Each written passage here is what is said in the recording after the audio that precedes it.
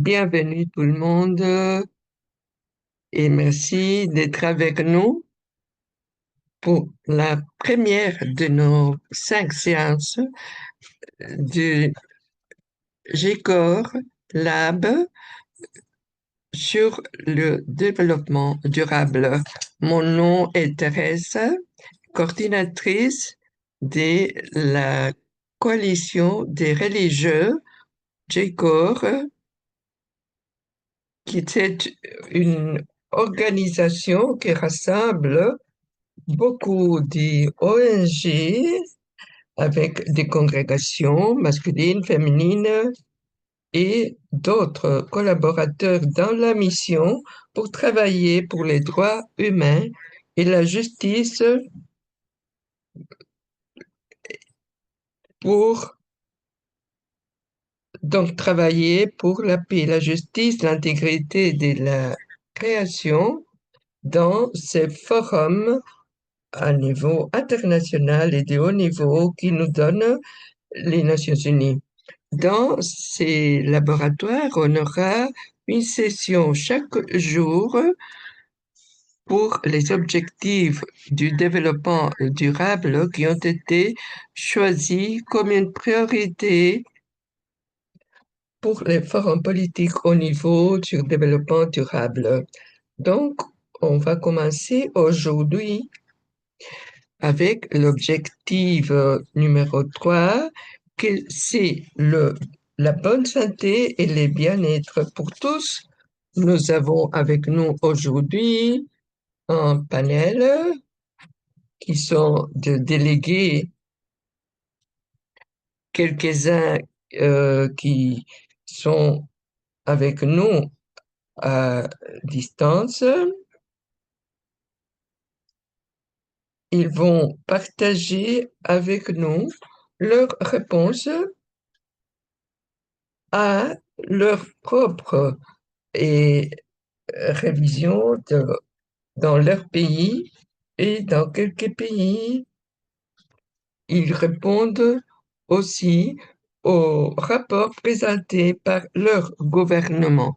Voilà, vous avez ici devant vous les personnes qui vont partager avec nous, donc une sœur scalabrinienne, membre des Clarétiens, des Sœurs de Notre-Dame de Namur et le Medical Mission Sisters, et ils appartiennent à des pays différents: République dominicaine, Nigeria, Allemagne et Inde. Donc, maintenant, je vais donner la bienvenue à Maria Eugenia Vasquez, une sœur scalabrinienne qui travaille dans la République dominicaine et qui va nous partager son point de vue sur l'objectif développement durable numéro 3. Est-ce que vous m'entendez? Bonjour. Oui, très bien. Merci beaucoup et un bonjour à tout le monde. Moi, je suis Maria Eugenia, je suis en République dominicaine et je préparais ma présentation sur le rapport que le gouvernement a présenté. J'ai analysé ce qu'ils ont dit et ce qui manque aussi à leur rapport. Si tu peux continuer, Teresa. Donc, dans cette présentation, je sais que je n'ai pas beaucoup de temps et en même temps qu'il y a des personnes qui me traduisent. J'essayais de faire une comparaison entre le rapport national volontaire du gouvernement et le contexte que nous vivons par rapport à l'objectif numéro 3. Bien qu'il y a beaucoup d'améliorer. Il y a des points qui sont améliorés, il y a des hôpitaux qui sont en train d'être construits ou renouvelés ou mis à jour. Ce que nous voyons, c'est qu'il y a une continuité dans la mortalité maternelle Depuis 2023, les taux de mortalité maternelle s'élevaient à 127 pour 100 000 naissances vivantes, ce qui représente un écart de 57 points de pourcentage par rapport à l'objectif mondial fixé pour 2030. On ne parle pas dans le rapport de 2024. Et moi, je parle de la mortalité maternelle, infantile, et aussi le défi de la mort dans l'accouchement, aussi à cause des mesures que le gouvernement est en train de prendre par rapport aux immigrants d'Haïti, les femmes qui viennent accoucher, et ces mesures peuvent être un processus de recul par rapport aux mesures que le gouvernement est en train de prendre. Donc, la mortalité des enfants en dessous des 5 ans s'est maintenue autour de 31 pour 1000, un chiffre qui dépasse de 8 points l'objectif mondial fixé.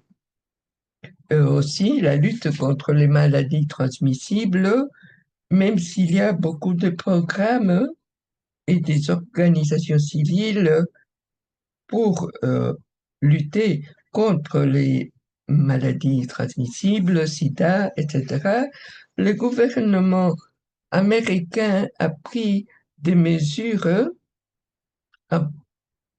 sur un programme qui s'appelait USAID et qui entraînait l'arrêt de certains programmes. Donc, cela crée une difficulté plus grande et tout ce qui est en train de se passer en 2025, depuis 2024, par rapport aux mesures d'immigration, euh, la diminution budgétaire, aussi, une question que j'ai, c'est que dans ce rapport, il n'y a pas ou bien on ne voit pas l'information de 2024. Donc, on ne peut pas faire une analyse des progrès ou bien de pourcentages qui peut-être ont augmenté.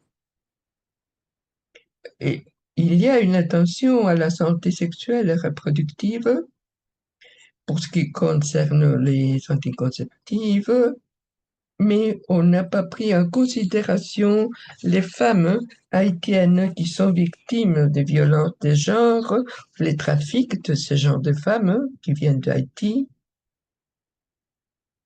et dans des points très concrets comme la langue, nous ne voyons pas dans les espaces de santé publique ou dans le ministère de la Femme qu'il y ait une attention à ces points.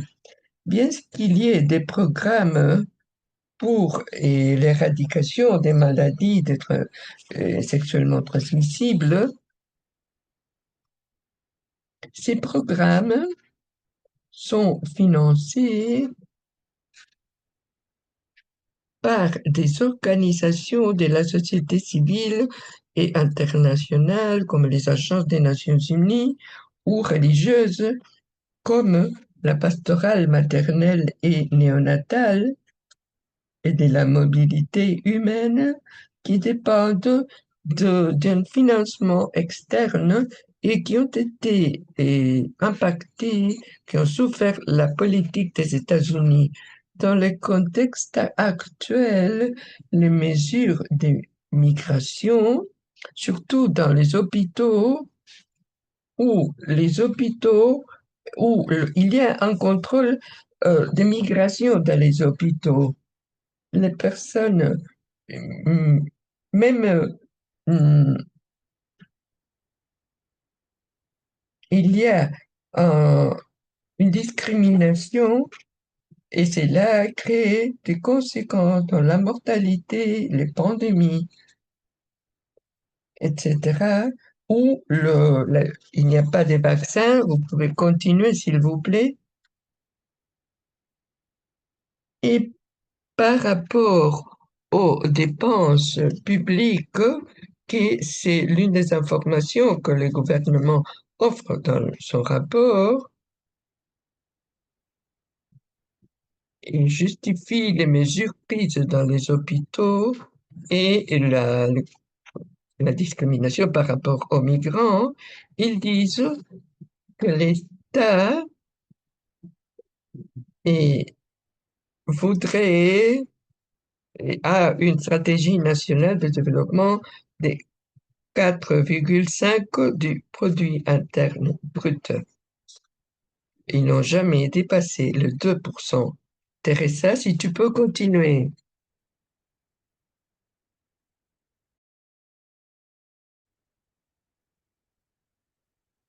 Si vous pouvez continuer, s'il vous plaît. Même dans le rapport, on dit que en 2019, la- les dépenses publiques ont été de 1,9%. L'engagement en faveur du droit universel à la santé et des systèmes résilients dans le cadre du pacte pour l'avenir n'est pas respecté. Il y a une persistance d'inégalités en matière de santé et cela montre qu'au-delà des réformes institutionnelles, il y a des obstacles structurels liés aux inégalités sociales dans les pays ainsi que du gouvernement. Teresa, tu peux continuer.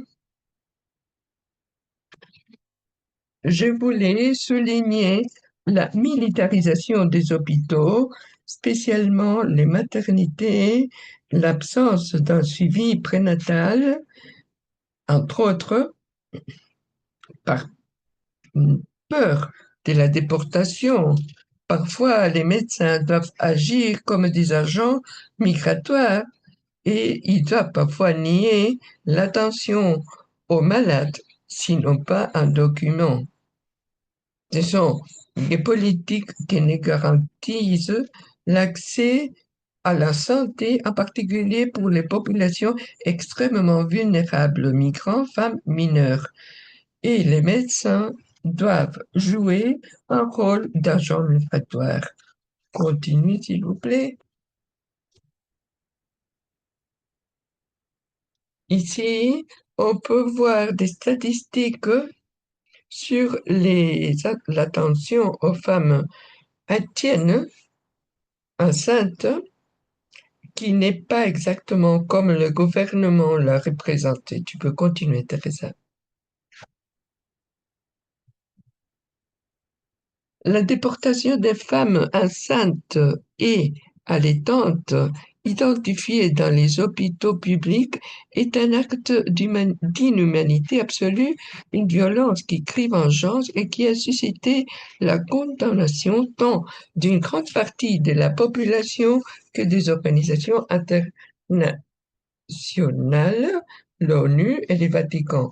La présence d'agents des services de migration dans les hôpitaux constitue un obstacle insurmontable pour les femmes qui ont besoin des soins médicaux urgents avec des conséquences dévastatrices, décès évitables, aggravation de l'état de santé et risque de crise sanitaire affectant l'ensemble de la population. On sait qu'il y a des femmes qui ont accouché chez elles et qui sont mortes, ou bien les enfants sont mortes par manque d'attention. Tu peux continuer, Teresa. Teresa, tu peux continuer.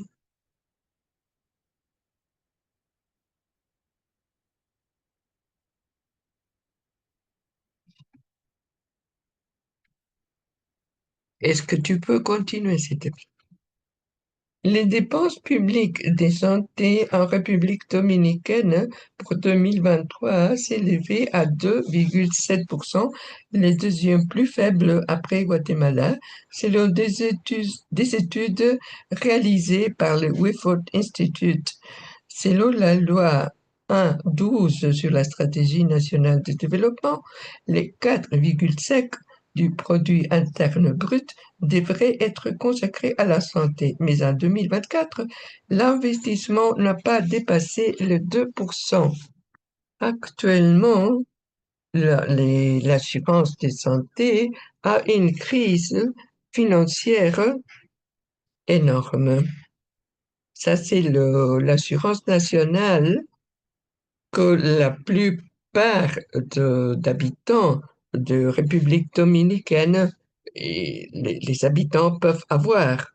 Et actuellement, cette institution a une crise énorme. Ça, c'est une réalité qui a un impact sur la population en général. Continuons. La grande majorité de ces femmes enceintes ne viennent pas d'Haïti, mais vivent ici, dans ce pays, et depuis plus de 10 ans, et ont des enfants ici, dans ce pays. Tu peux continuer, s'il te plaît? Et, Teresa, tu peux continuer? Je voulais dire que la République dominicaine, à niveau des Amériques, c'est le premier pays euh, avec des personnes apatrides. Et cela a un impact dans l'attention sanitaire, même s'ils sont des nationalités dominicaines. Ici, on voit l'immigration, l'armée, dans les hôpitaux, même dans la salle d'accouchement où l'on vérifie les documents pour après forcer à la migration et les images des enfants parce que il y a des femmes qui décident avoir les enfants chez elles et cet enfant était presque tué parce quand il est né, on a essayé de couper le cordon et d'une manière pas hygiénique et il était presque infecté. Finalement, il a pu recevoir une attention médicale. Tu peux continuer, s'il te plaît. La plupart des femmes en Haïti ou dans des situations d'extrême vulnérabilité sont victimes des abus sexuels, des traites des êtres humains, même de la part de l'armée ou la police des frontières. Donc, c'est des femmes qui, pour entrer dans le pays, ont dû subir tout cela. Les femmes migrantes ont une double vulnérabilité souvent. Les enfants naissent et les femmes arrivent à l'hôpital euh, avec toutes sortes de maladies, même SIDA, et ont besoin d'un traitement et ne peuvent pas être déportées, sachant que le pays est, est, est en crise et qu'ils vont mourir de faim ou de la violence. Donc, toutes ces situations, moi je crois que la politique publique doit avoir un regard transversal et voir cette population en vulnérabilité, que c'est le femmes, les migrants. Si on ne regarde pas tout cela, cela a un impact très fort sur l'inégalité et ne nous permet pas d'arriver à cet objectif du développement durable et fait augmenter la pauvreté, l'inégalité des genres et les inégalités en général. Tout cela est interconnecté et nous devons avoir une vision globale.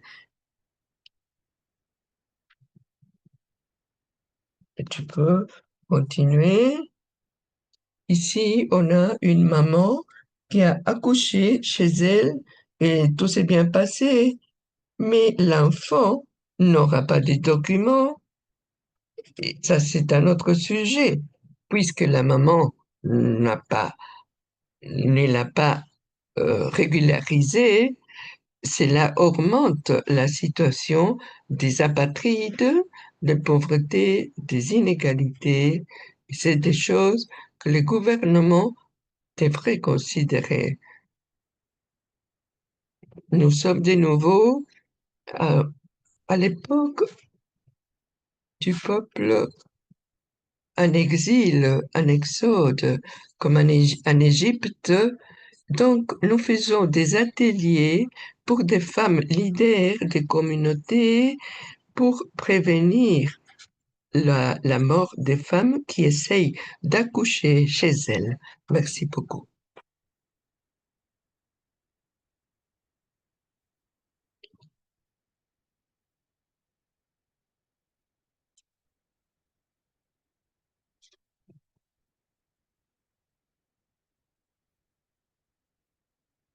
Merci beaucoup, Eugénie. C'est, c'est une observation très, très importante et surtout voir cette inégalité qui vient justement de la barrière de pouvoir accéder aux soins sanitaires qui produit plus de personnes sans documents et en conséquence ne pas pouvoir recevoir les soins médicaux. Et vous avez un, un pourcentage très haut chez vous de personnes sans documents, que ce soit des migrants ou des enfants qui sont nés dans le pays ou des personnes qui sont depuis longtemps dans le pays, mais dont la naissance n'a pas été enregistrée. Comme tu disais, cela augmente l'inégalité, la disproportion, et cela est très important de comprendre pour voir que nous tous, nous avons le droit à une nationalité, à avoir des documents. Il faut lutter à un niveau systémique. Vous, toi et tes sœurs et tes collaborateurs, vous êtes aidés de manière immédiate et on vous remercie beaucoup de tout cela. Le suivant, c'est un missionnaire claretien au Nigeria, Cletus Uche, qui va nous offrir sa perspective sur l'objectif numéro 3. Cletus, tu as la parole.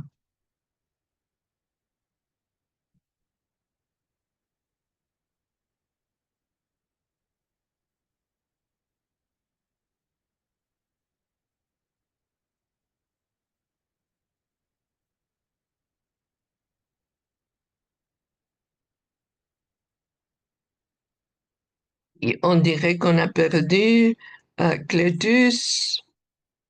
On va aller au suivant.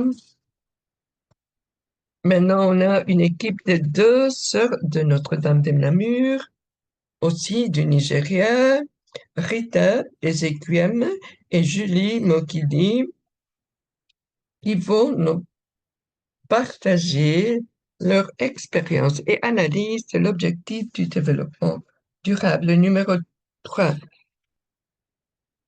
Est-ce qu'il veut partager l'écran?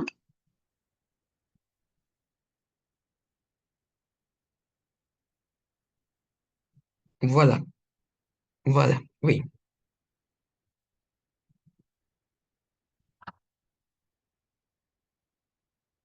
Et- oui, on le voit, mais ce serait mieux de le mettre euh, en entier parce qu'on voit en dessous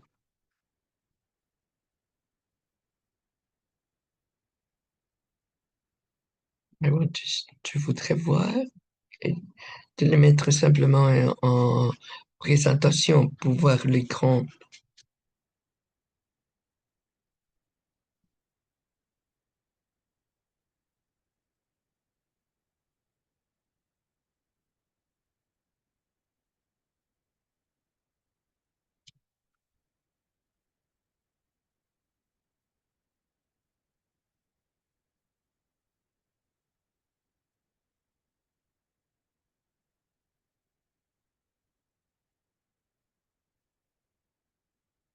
Non.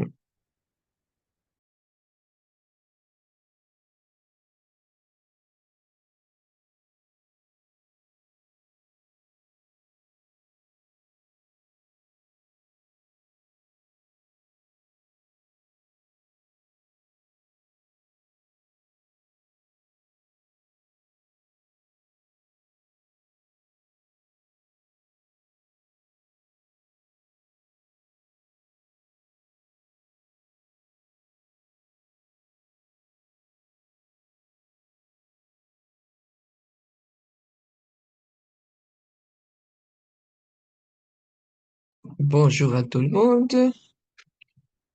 Nous voulons partager notre expérience sur l'objectif 3 à partir de notre réalité du Nigeria. Donc, Julie va commencer. Bonjour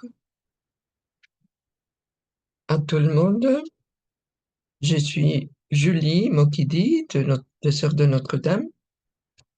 Les objectifs du développement durable, et nous l'avons vécu pour longtemps même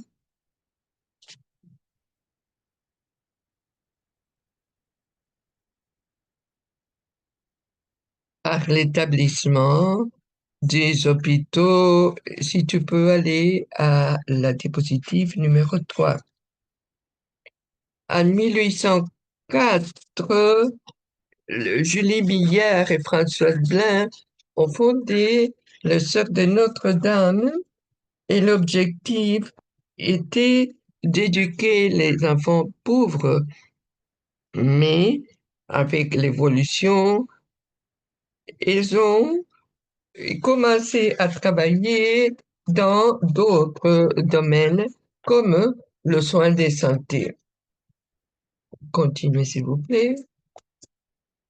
Donc, aujourd'hui, les Sœurs de Notre-Dame sont présentes dans 15 pays et dans tous les 5 continents, aux côtés des personnes vivant dans la pauvreté, les femmes, les enfants, les endroits les plus abandonnés,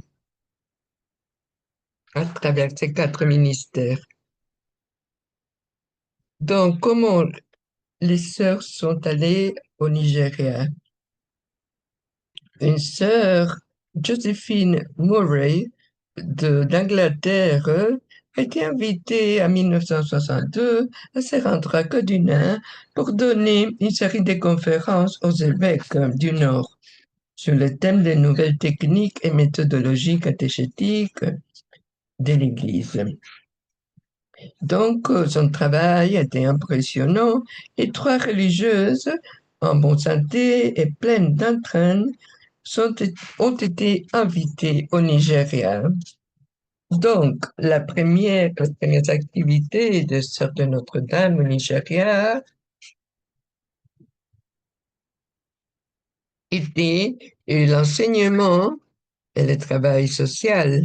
Mais au fil des ans et avec la croissance, la province a progressivement commencé à créer ses propres écoles, y compris des internats.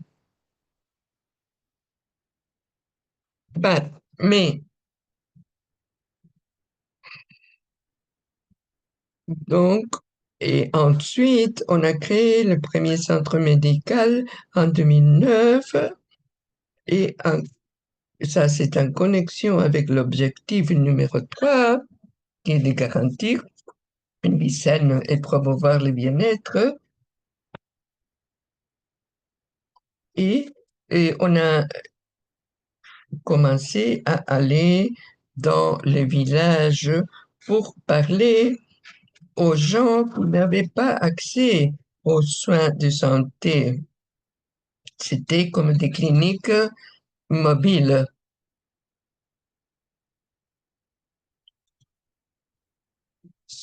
Suivant. Récemment, en, deux- en 2023, on a ouvert un nouveau hôpital dans l'état de Enugu pour les soins. Il n'y avait pas un hôpital dans cette région. Le plus près, c'était à 8 kilomètres.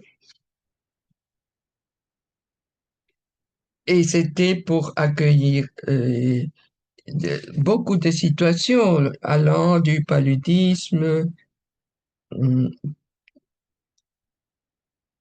On collabore avec des pharmacies pour apporter des médicaments pour beaucoup de situations.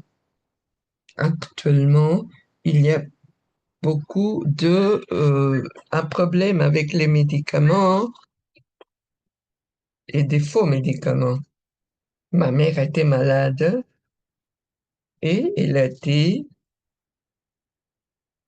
dans un hôpital où on lui a donné un médicament ou un traitement erroné et cela est dû au fait que les docteurs ne sont pas des vrais docteurs dans les hôpitaux des villages. Et donc, il y a un grand besoin. Et les sœurs sont allées prendre ma mère à un autre hôpital. Suivant, s'il vous plaît. Donc, ça, c'est l'hôpital qu'on a ouvert récemment.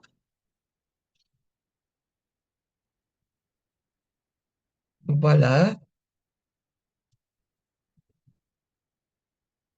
on a un problème des médicaments dans les pays.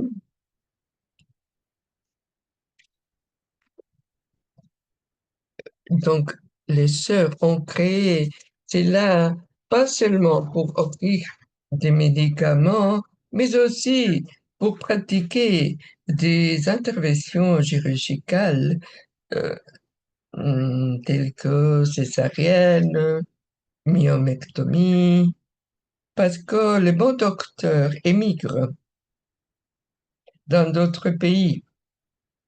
Suivant, s'il vous plaît. L'hôpital dispose d'un bloc opératoire, laboratoire, une salle d'accouchement et d'un service d'imagerie médicale. La pharmacie, qui dispose d'un stock de médicaments conformes aux normes, et souvent, et comme il est arrivé à une sœur, à nous, les malades sont traités de manière incorrecte. Donc, dans notre hôpital, nous avons une pharmacie avec un stock de médicaments et, et pour cela, nous avons l'aide du gouvernement et le service de pharmacie a le potentiel d'offrir des services plus étendus tels que le suivi des traitements des médicaments, les suivis, la préparation, des préparations magistrales, etc. Ici, il y a la section laboratoire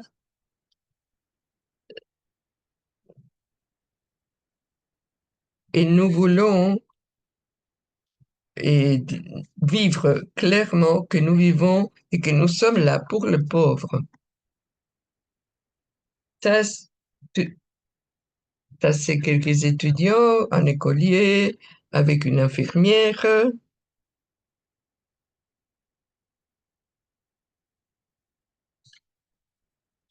et les enfants dans nos collèges sont bien soignés et les autres patients qui viennent chez nous.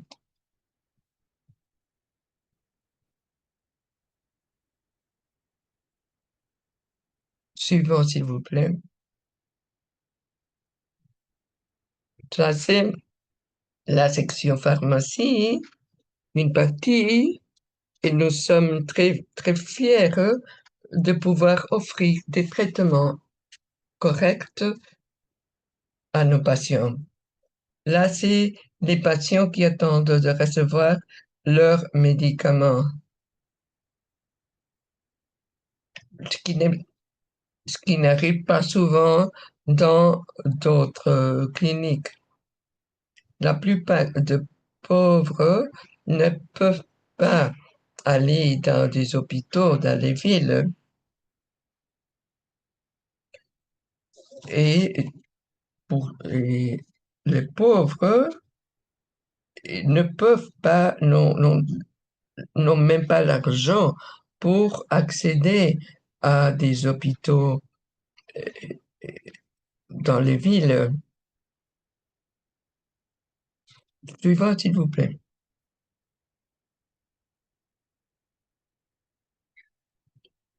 L'hôpital collabore avec des médecins externes, gynécologues et autres experts afin de traiter les cas complexes avec la plus grande expertise. Dans le but de fournir des médicaments de qualité à des prix abordables, la pharmacie de l'hôpital s'approvisionne auprès de sociétés de confiance telles que Fitson, Juhel, Baker, Greenfield, Pfizer. Par conséquent, à, à la création de l'hôpital, une société a fait un don de médicaments. À notre humble niveau, nous collaborons avec les gouvernements pour garantir la fourniture de médicaments standards et les rejets de médicaments contrefaits. Mais cela est un défi. Dans toutes ces années, nous voulons assurer de pouvoir offrir le mieux à nos patients. Suivant, s'il vous plaît. Le défi, je disais déjà que la pharmacie, en tant que partie intégrante de l'hôpital, a le potentiel d'offrir des services plus étendus, tels que le suivi thérapeutique, la pharmacovigilance, la préparation magistrale. L'absence d'un système de refroidissement constant pour les médicaments en rayon et ceux qui doivent être réfrigérés entraîne une rupture de la chaîne de froid et la détérioration des médicaments, en particulier pendant les saisons chaudes. En outre, avec la récente menace d'insécurité associée à l'instabilité économique et sociopolitique, de nombreuses entreprises pharmaceutiques dotées de bonnes pratiques de fabrication de haute technologie et des produits de qualité supérieure ont commencé à quitter le pays. Les entreprises locales se retrouvent ainsi en difficulté dans une économie en déclin pour répondre aux besoins des médicaments.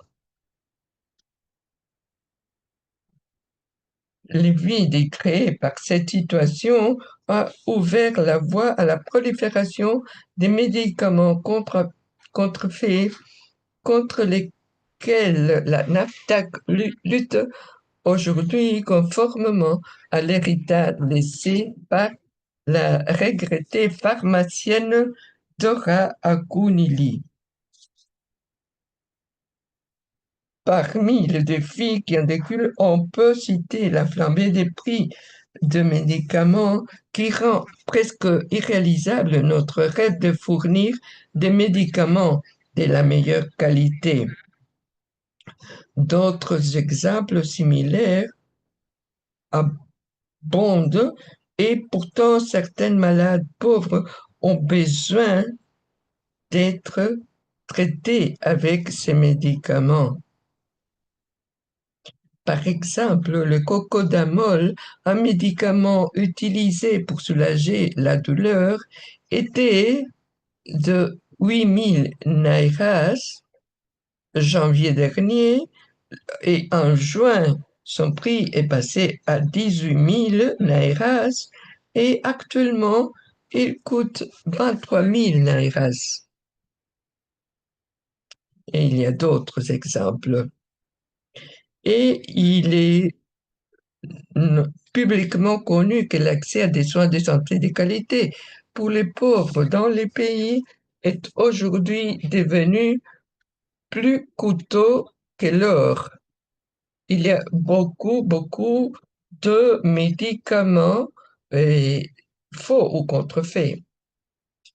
C'est les grands défis pour nous et les sœurs font ce qu'ils peuvent au milieu de tout ça pour assurer que nos gens reçoivent le mieux. Suivant, s'il vous plaît. Le carrefour, face à cette réalité, plusieurs questions se posent. Que faire face à la prolifération des médicaments contrefaits et falsifiés? Comment continuer à fournir des médicaments de qualité standard aux populations pauvres de notre quartier à des prix abordables? Comment continuer à être présent auprès de nos élèves et étudiants malades, à offrir une éducation à la santé et être présent auprès des autres malades, même dans les endroits les plus abandonnés? Comment pouvons-nous continuer à mettre en œuvre cet objectif numéro 3 dans le contexte de notre réalité? Ça, c'est notre question. Nous essayons de le vivre avec espérance et nous voulons offrir des soins médicaux à tous ces gens. Merci beaucoup à tout le monde.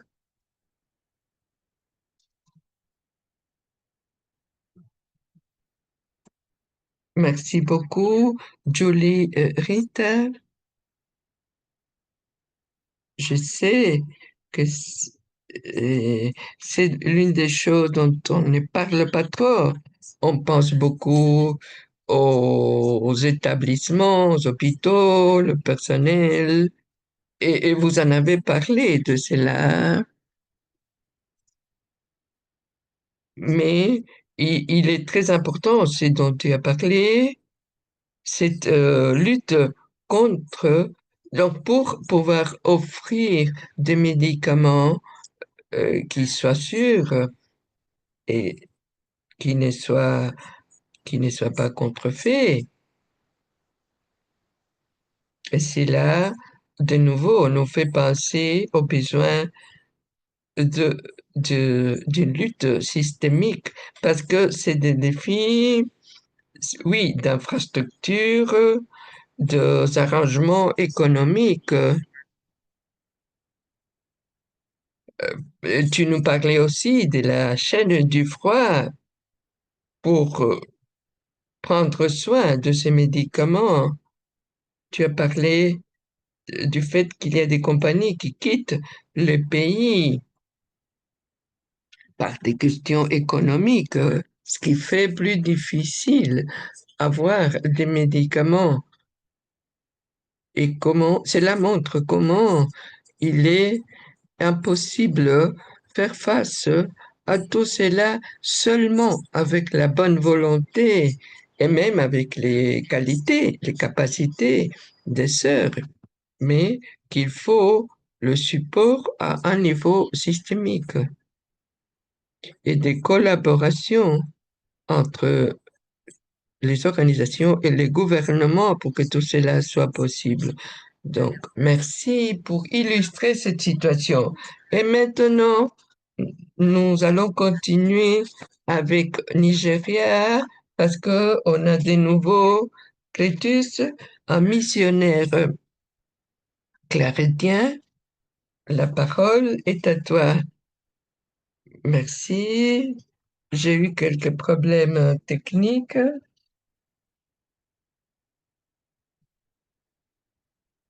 et il y a des problèmes avec la stabilité du réseau ici.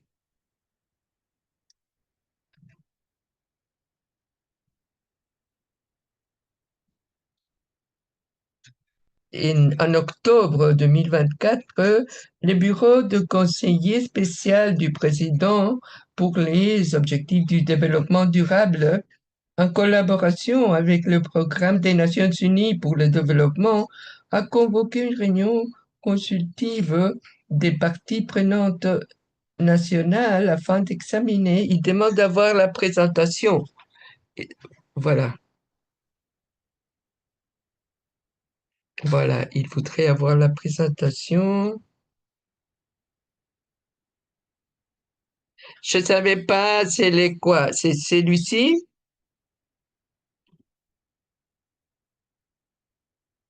L'autre, c'est complémentaire. Voilà. Merci. Donc, je disais qu'en octobre, le bureau du conseiller spécial du président pour les objectifs du développement durable, en collaboration avec les programmes des Nations Unies pour le développement, a convoqué une réunion consultive des parties prenantes afin d'examiner les progrès réalisés par le Nigeria dans la mise en œuvre des objectifs. Et l'examen a été réalisé à l'aide des 230 indicateurs de performance clés. Et en ce qui concerne la mise en œuvre des objectifs, les examens nationaux volontaires du Nigeria réalisés en 2017, 2019 et 2025 soulignent un engagement constant en faveur de la responsabilité, l'inclusion et l'élaboration des politiques fondées sur des données factuelles.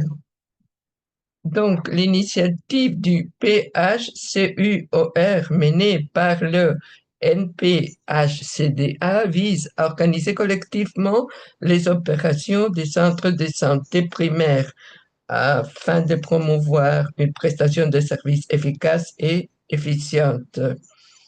Le NSIPS vise à orienter et dynamiser les efforts visant à obtenir des résultats durables en matière de vaccination. La politique nationale relative au système d'information sur la gestion des santé vise à fournir un cadre pour une structure intersectorielle globale et intégrée des gestions des données. L'assurance maladie, sous un même toit, permettra une intégration et coordination efficace des activités d'assurance maladie au Nigeria pour parvenir à une couverture sanitaire universelle. La Nigeria a atteint son objectif pour 2020, à savoir 200 décès pour 5000 naissances vivantes. Donc, pour 5000 naissances, il y a 200 décès. Avant, c'était plus haut. Et l'évaluation des établissements de santé a révélé que 86% des 60 établissements de santé visités disposaient d'un personnel compétent Pour gérer les urgences obstétricales, les 58% disposaient des stocks de sulfate de magnésium pour l'éclampsie. Le 86% disposaient des solutions salines normales pour l'usage intraveineux, 83% la gentamicine pour traiter les infections. Le nombre d'établissements de santé capables de fournir des soins obstétricaux d'urgence de base est en augmentation. Et les résultats des enquêtes démographiques montrent qu'entre 1990 et 2018, il y a une augmentation progressive de la couverture vaccinale avec un saut de 6 points pour cent entre 2013 et 2018. Le défi au Nigeria, c'est que le revenu du Nigeria reste faible par rapport à la taille de l'économie. Un pourcentage du produit interne brut reste faible, ce qui limite la capacité à financer les services publics. Et en 2023, les revenus publics représentaient à 9,6 du produit interne brut en comparaison avec d'autres pays. Les avoirs aussi à un niveau des congrégations, nous faisons des efforts pour voir comment aider cette situation. Maintenant, je voudrais voir l'autre présentation. Une seconde. Oui, c'est les rapports locaux sur la participation aux objectifs du développement durable 3 et 17.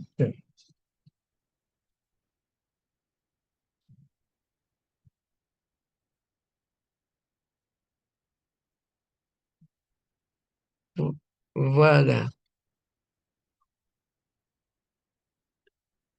Voilà. Nous voulons aider à combler ce qui manque.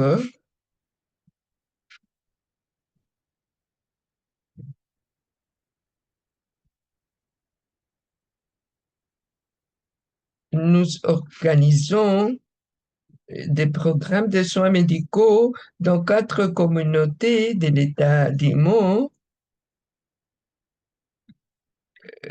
conformément à notre mission. Et ces programmes ont permis de venir en aide de 1640 personnes. C'était Afara, Mbez, Ikenewu et Nekede.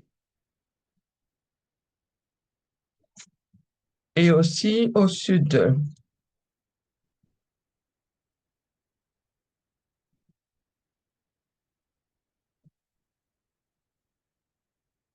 Donc, nous voulons aider surtout ceux qui sont dans la périphérie. Ces programmes nous ont permis d'aider 1640 personnes grâce à une équipe médicale composée de 20 médecins, 4 infirmières, 4 techniciens de laboratoire et 2 agents de protocole. Les défis qui restent, c'est la prévalence élevée du diabète, la prévalence élevée de l'hypertension, la connaissance limitée en matière de gestion des maladies chroniques et une mauvaise observance du traitement à raison du coût et de l'accessibilité des médicaments.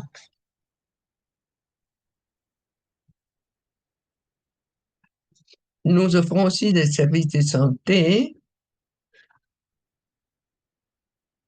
des consultations médicales générales avec évaluation des signaux vitaux, la surveillance de la tension artérielle chez les adultes et les personnes âgées, les tests de glycémie pour les personnes à risque, dépist- aussi le dépistage du paludisme à l'aide de tests de diagnostic rapide, examens ophtalmologiques et tests d'acuité visuelle, la distribution des médicaments prescrits, la fourniture des lunettes et l'éducation sanitaire sur la prise en charge de l'hypertension. À travers tout cela, c'est pas seulement des traitements, mais nous essayons d'éveiller la conscience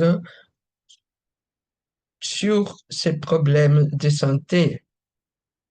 Parce qu'il y a des gens qui ne vont pas euh, voir le médecin et qui décident de se soigner tout seul. Donc, le, le rapport du gouvernement n'est pas compréhensible à niveau national parce qu'il y a des problèmes dont on ne parle pas. Le manque du personnel médical, il y a un grand manque du personnel médical. Et il y a des, c'est un défi de continuer à travailler dans les pays. Les sœurs de Notre-Dame nous ont parlé de médicaments contrefaits et nous travaillons et notre commission SOMI travaille en- avec des laïcs et jeunes pour atteindre tous ceux qui sont dans la périphérie. Merci beaucoup de votre écoute. Hmm, merci les tous pour la vision générale et votre contribution comme missionnaire claretien.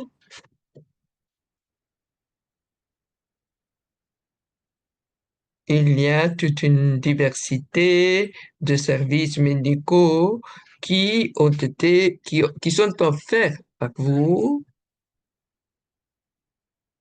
surtout la lutte contre le problème dont nous parlaient les sœurs, le, le fait que le médecin quitte le pays. Donc, vous essayez d'offrir une formation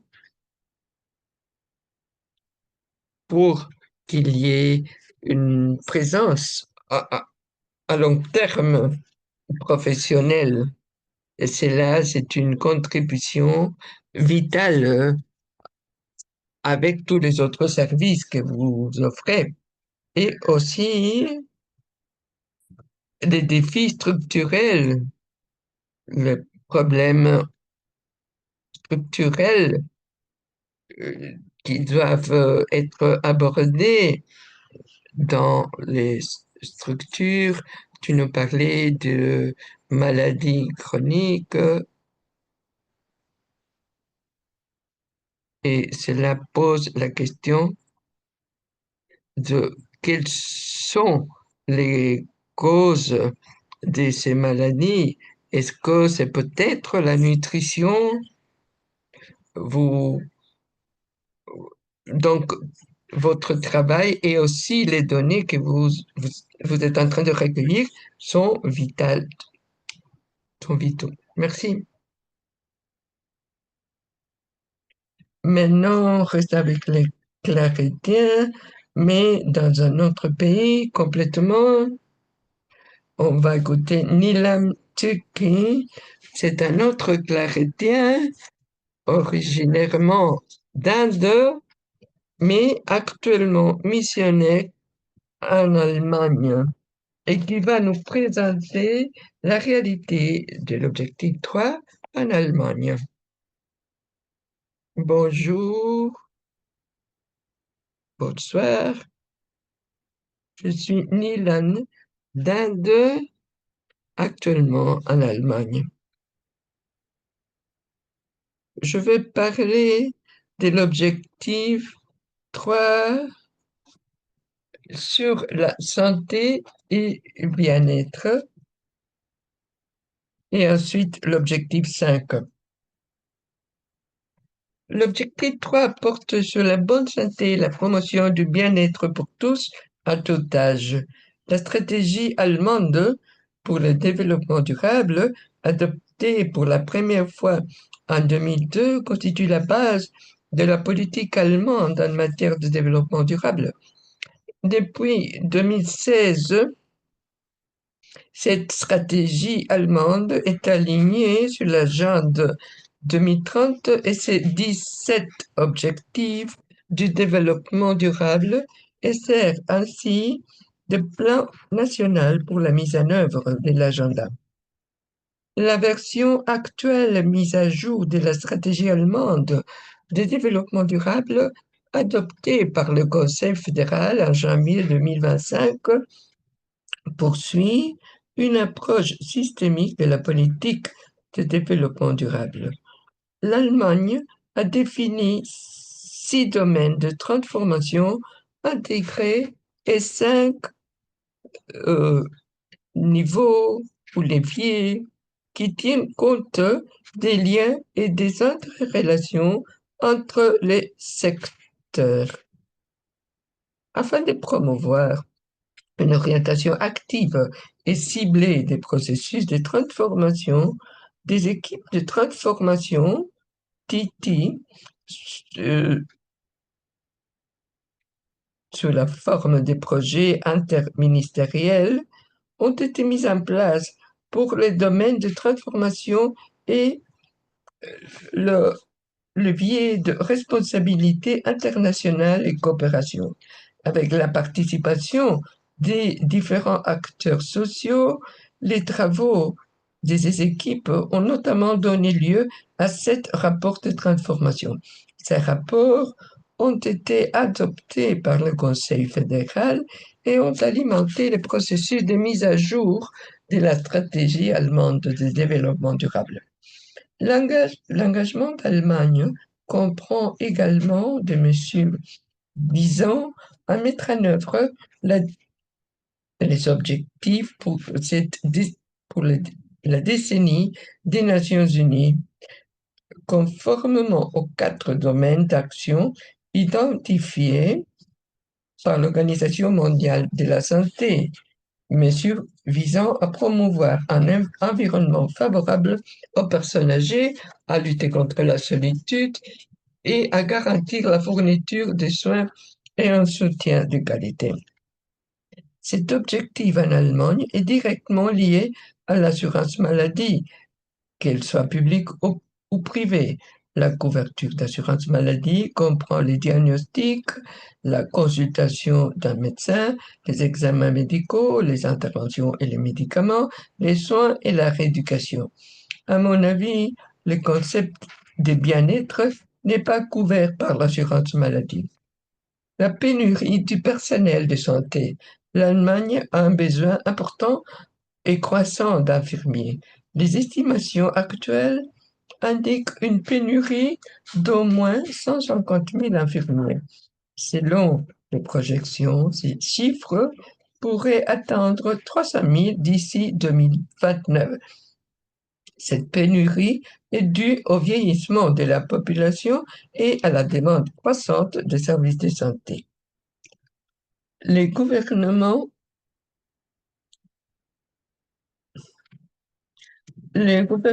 allemands s'efforcent activement de remédier cette pénurie en facilitant l'intégration des infirmiers étrangers. L'Allemagne recrute activement des infirmiers dans d'autres pays, notamment en Inde. En Allemagne, les étudiants en soins infirmiers peuvent bénéficier d'un soin financier par le biais des diverses aides, notamment des bourses, des allocations pendant leur formation et même la gratuité des frais de scolarité dans certaines universités publiques. En outre, il est possible de percevoir un salaire pendant la formation en soins infirmiers grâce à un programme appelé Ausbildung. Bourses et financement. De nombreuses bourses sont disponibles pour les étudiants internationaux qui souhaitent étudier des soins infirmiers en Allemagne, notamment celles proposées par les services allemands d'échange universitaire et d'autres organisations. Les étudiants en soins infirmiers en Allemagne, en particulier ceux qui suivent le programme Ausbildung, reçoivent une allocation mensuelle qui peut aller de 1190 à 1350 euros par mois. À part cela, la formation est gratuite ou presque. Certaines universités proposent des programmes de soins infirmiers payants, d'autres, en particulier les universités publiques, offrent des frais de scolarité très peu élevés.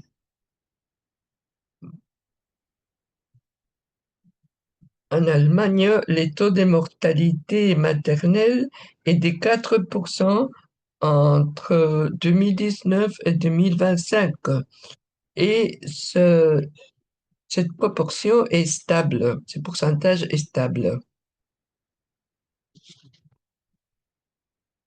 La promotion de la santé et la prévention. Les programmes allemands de promotion de la santé et de prévention couvrent un large éventail de domaines, notamment le soutien à la petite enfance, la promotion de la santé sur les lieux de travail, la lutte contre les inégalités sociales et sanitaires. Ces programmes sont intégrés dans le système de santé allemand qui met l'accent sur les soins préventifs et l'éducation à la santé. Parmi les aspects clés figure une structure fédérale décentralisée, la collaboration entre différents acteurs et l'accent mis sur l'application pratique des connaissances. Les défis et orientations futures. Les financements. Il est essentiel de garantir un financement adéquat et durable pour les initiatives de promotion de la santé. L'intégration. Une meilleure intégration des différents niveaux du système de santé et des différents acteurs est nécessaire.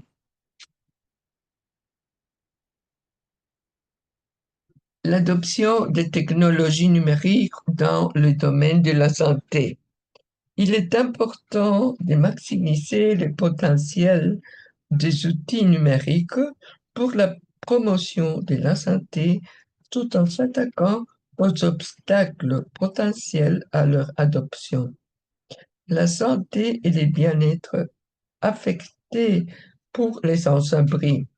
Le ministère fédéral allemand du logement, du développement urbain et de la construction a présenté des chiffres montrant que quelque 500 600 personnes sont sans abri permanent dans la plus grande économie européenne. Ce ministère fédéral du logement, développement urbain et de la construction a présenté ces nouveaux chiffres mercredi et a expliqué que cette augmentation de presque 100% était due à une sous-déclaration dans les rapports précédents, mais que cette situation était en train d'être corrigée. En outre, les rapports actuels incluent également 136 000 réfugiés ukrainiens qui sont restés dans des centres d'hébergement pour réfugiés.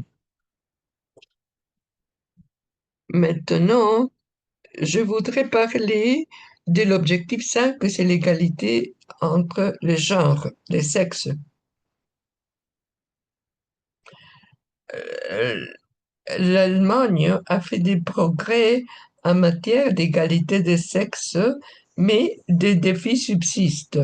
La Constitution allemande garantit l'égalité entre les hommes et les femmes et les pays s'efforcent activement d'éliminer les désavantages existants. Cependant, des disparités persistent, notamment dans des domaines tels que le poste de direction, l'écart de rémunération et la répartition des tâches domestiques. La Constitution allemande garantit l'égalité devant la loi et interdit toute discrimination. La Constitution a été modifiée afin d'indiquer explicitement que l'État promeut la mise en œuvre effective de l'égalité et vise à éliminer les désavantages.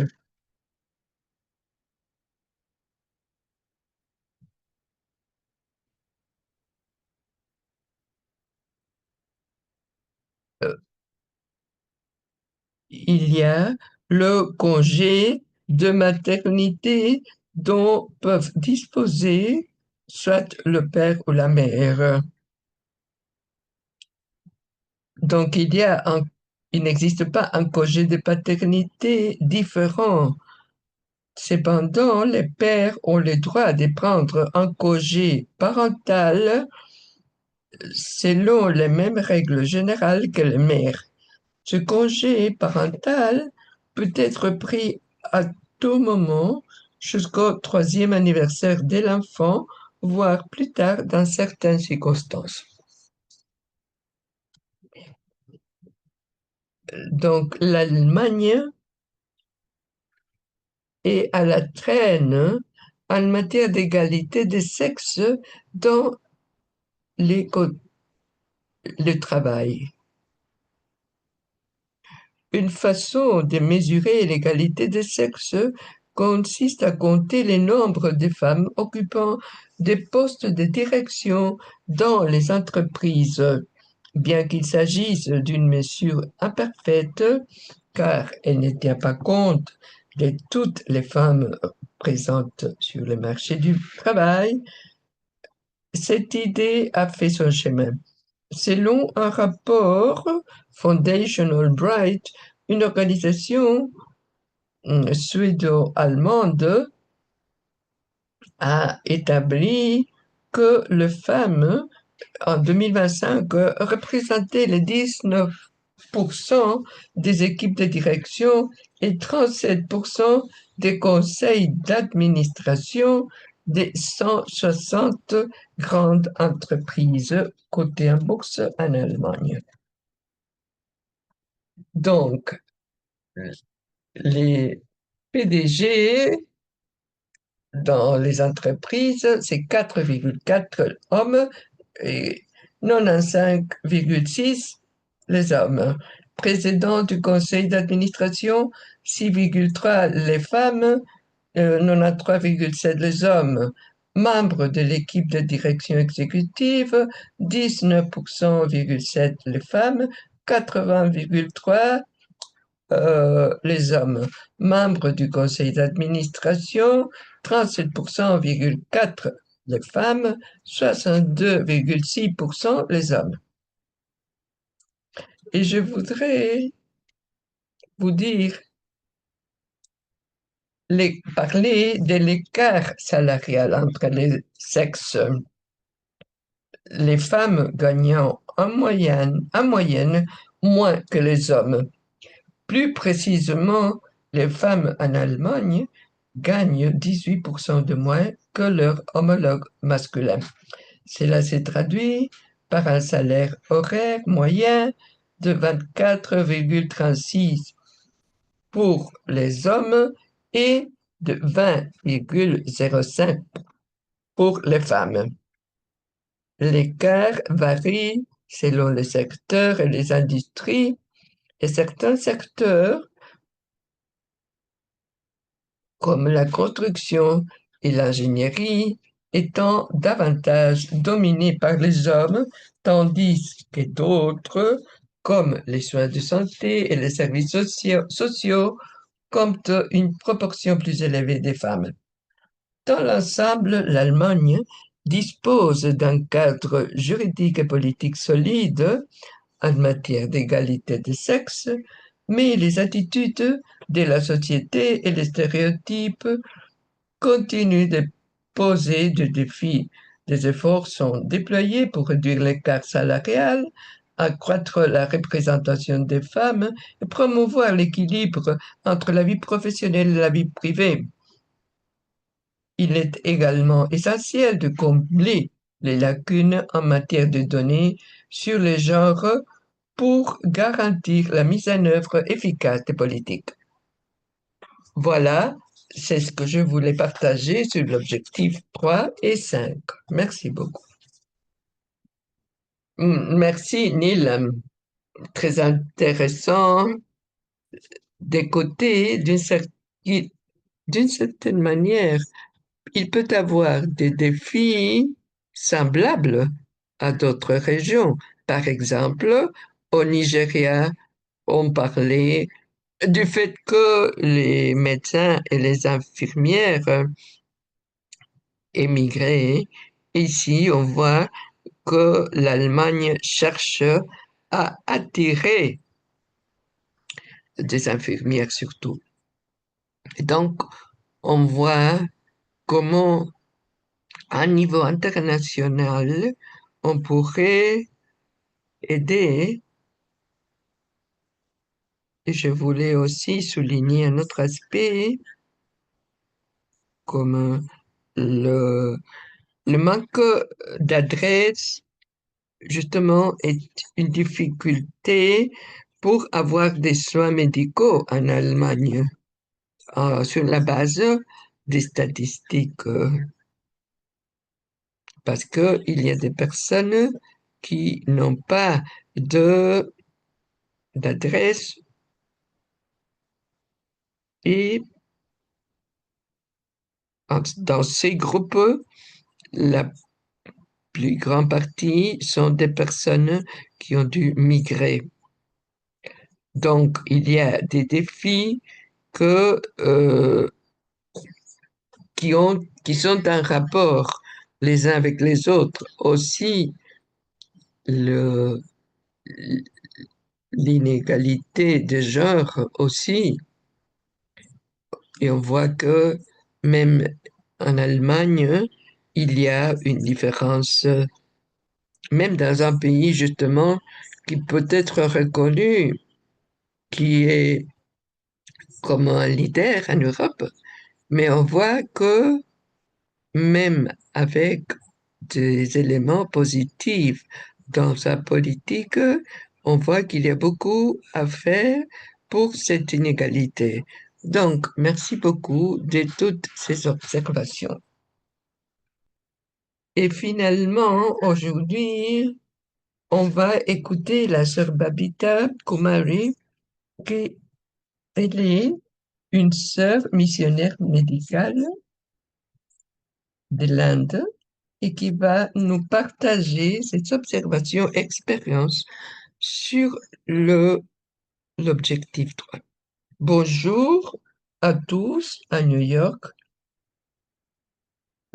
à ceux qui sont présents en personne et ceux qui nous suivent sur Zoom. En lisant le rapport et en écoutant l'examen national volontaire de l'Inde, j'ai trouvé qu'il s'agissait d'un aperçu complet de réalisation du gouvernement et de la voie qu'il propose pour l'avenir. Le rapport est très positif et impressionnant, pourrait-on dire, mais il donne presque l'impression qu'il n'y a guère de marge d'amélioration.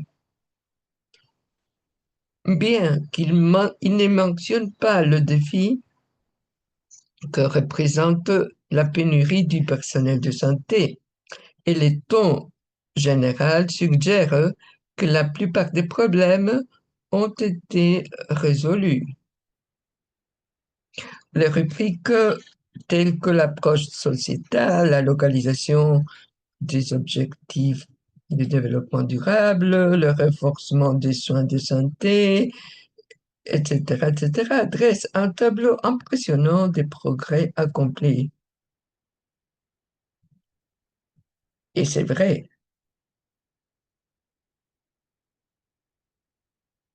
beaucoup de choses ont été réalisées.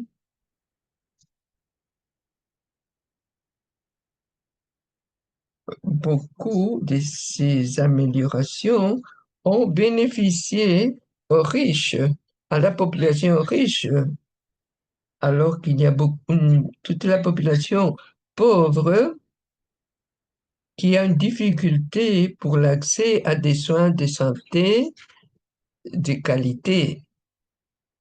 Dans mon expérience, auprès des réfugiés, des migrants, des femmes dalits et des enfants issus de familles touchées par le sida, j'ai pu constater les problèmes dans des États, les États de Bihar, Madhya Pradesh, Delhi, Pune,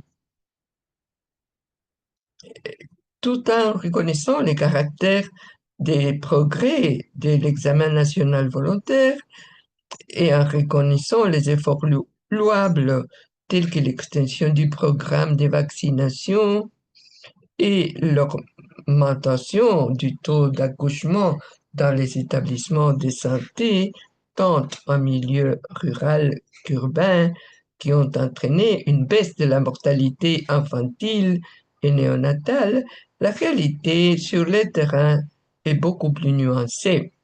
La vaccination est importante, mais elle ne constitue qu'un aspect parmi d'autres du spectre des besoins en matière de santé.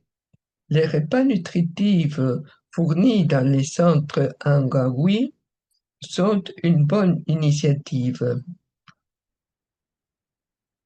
mais et ça c'est un très bon programme pour des femmes, des enfants,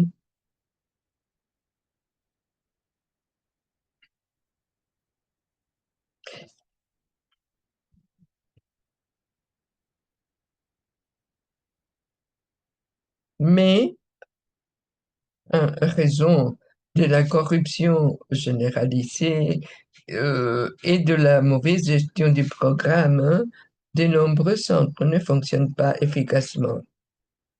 Bien que des infirmières auxiliaires soient présentes dans ces centres pour offrir des services de base, l'infrastructure sanitaire globale pour les enfants reste minimale dans de nombreuses régions. Les disparités entre les politiques et leur mise en œuvre continuent d'affecter les groupes les plus marginalisés. Notre pays a mis en place divers programmes liés à la santé qui sont louables, vraiment bons. Cependant, comparé aux progrès rapides réalisés dans le cadre d'initiatives telles que Digital India,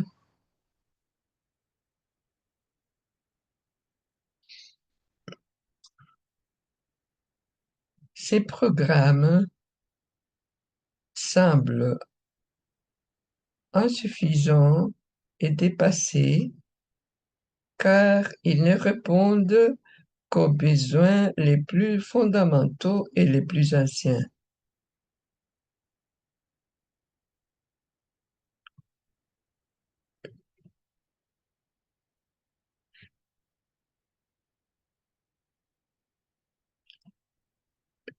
Les problèmes des santé les plus urgents se posent dans les hôpitaux.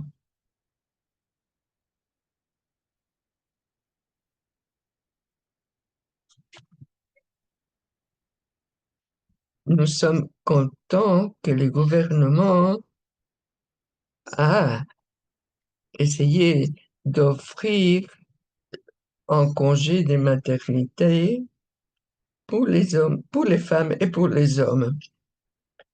Il y a eu des incentives pour les femmes enceintes et cela a eu un impact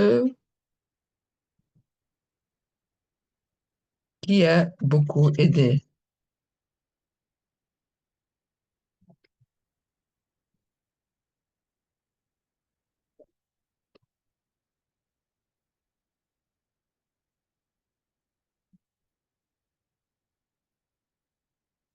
Face à la commercialisation croissante, la pertinence des hôpitaux publics fonctionne selon un modèle spécialisé qui doit être réexaminé. Et nous devons faire des efforts pour couvrir ces différences.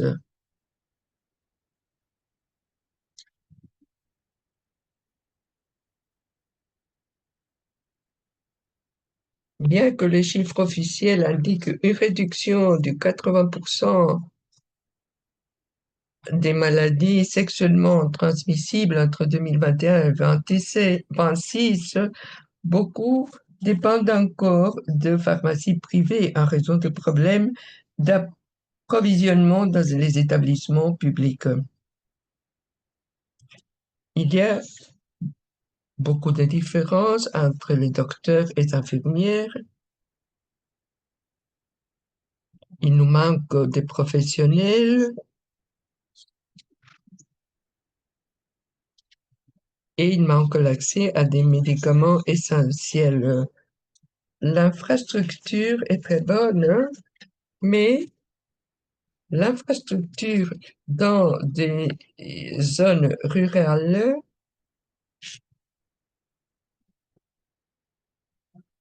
sont très pauvres. Pour les secteurs de santé, et devient une entreprise économique et les centres de- et cela devient beaucoup plus important et implique une exploitation des pauvres.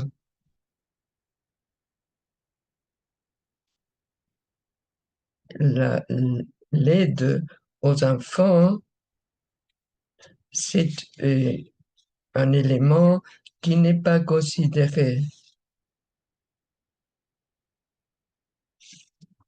Beaucoup d'infrastructures, comme je viens de dire, surtout au nord de l'Inde, ne sont pas de qualité pour les citoyens ordinaires.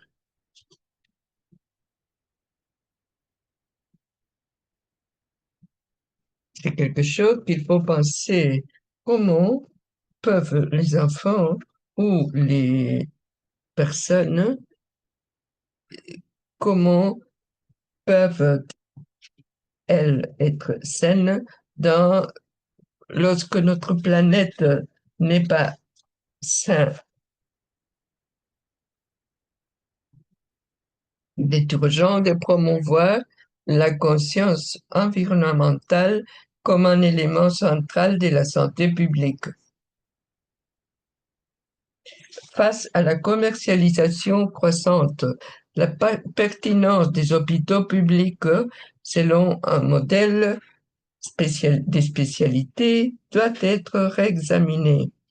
Nous devons transformer les hôpitaux et les centres de santé en lieux de guérison, mais aussi sur les plans social, psychologique et écologique. Les problèmes fondamentaux dans notre pays résident dans la mise en œuvre sincère et efficace des programmes gouvernementaux destinés à la population. La culture BIP est ancrée et l'ingérence politique entrave souvent l'accès équitable aux services de santé, en particulier pour les pauvres. L'approche sociale. Les gouvernements affirment avoir associé la société civile à l'élaboration du rapport.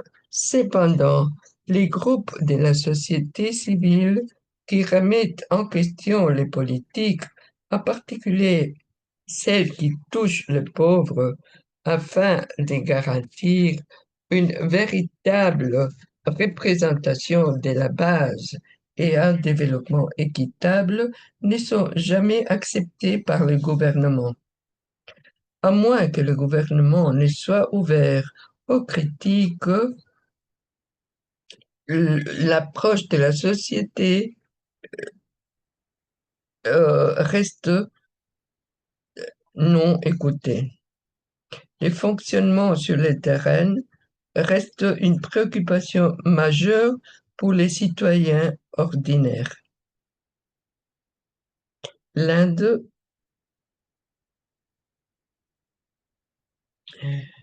les partenariats entre les hôpitaux publics et des entités privées ont conduit à des frais partiels qui continuent de peser sur les groupes économiquement vulnérables, comme les enfants, les migrants, les Dalits, les tribus, les réfugiés.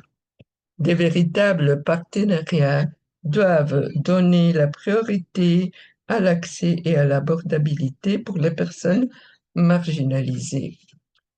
En conclusion, pour remédier à la pénurie des professionnels de santé, le gouvernement a effectivement pris des mesures telles que l'octroi d'incitation aux agents ASHA pour les zones rurales et urbaines. Cependant, il reste urgent de pourvoir le poste vacant de médecins, infirmiers et de personnel paramédical, en particulier dans les régions rurales.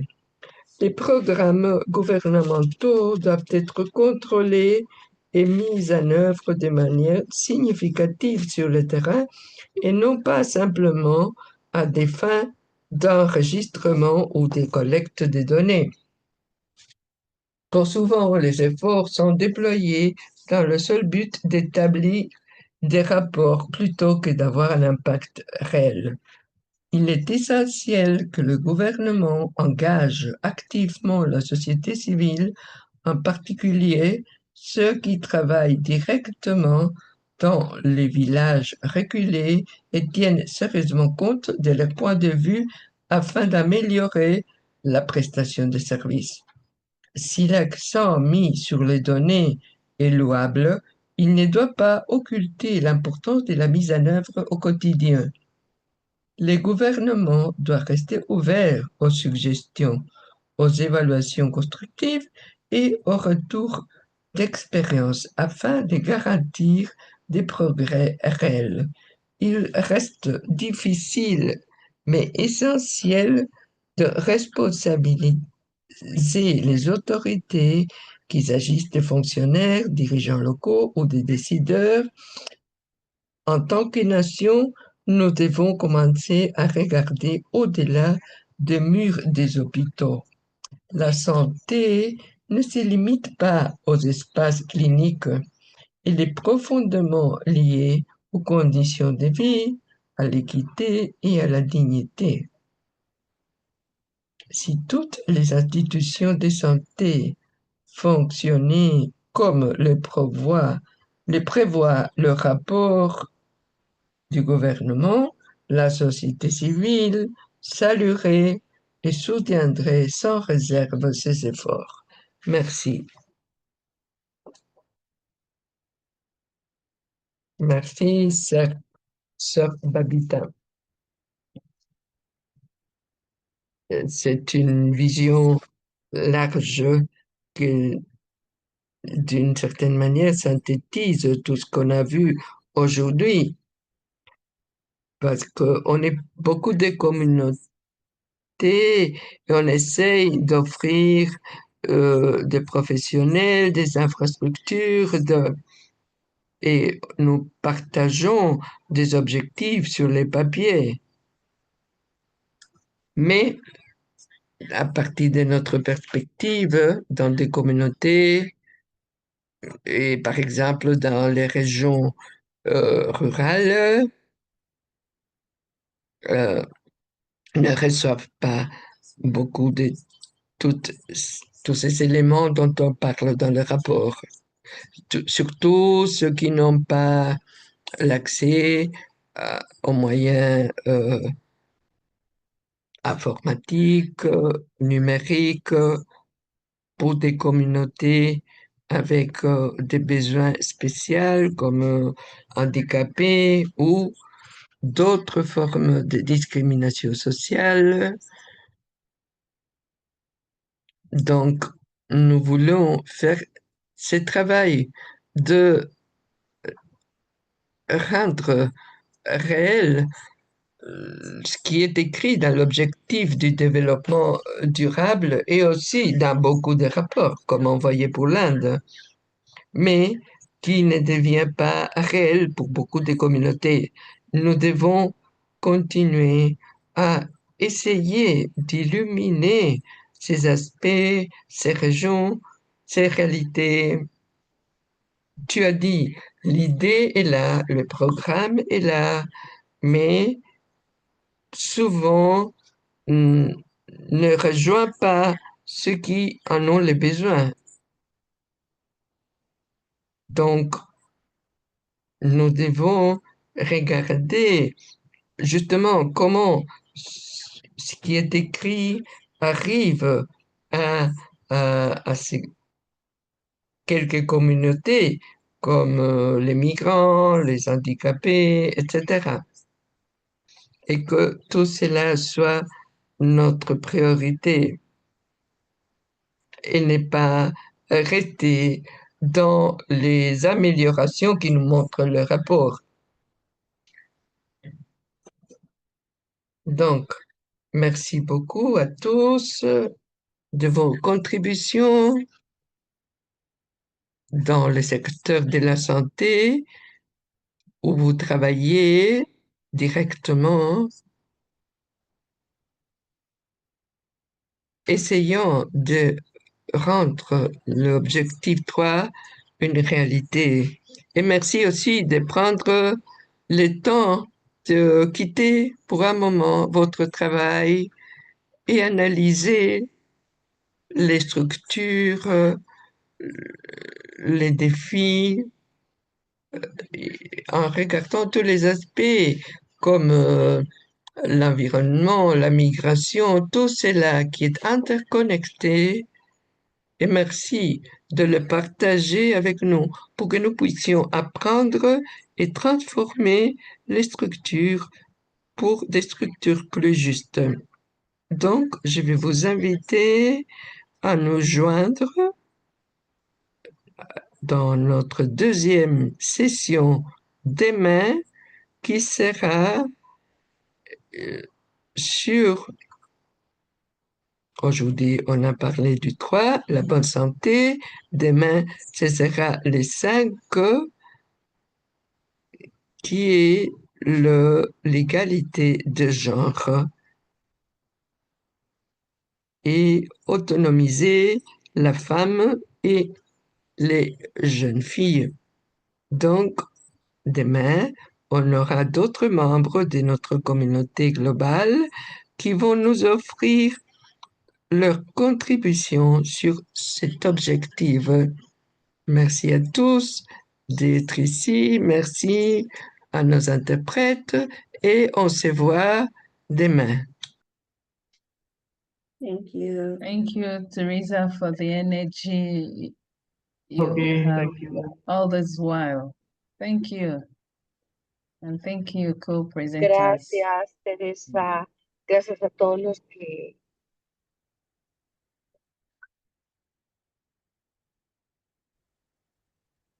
Thank you. Bye.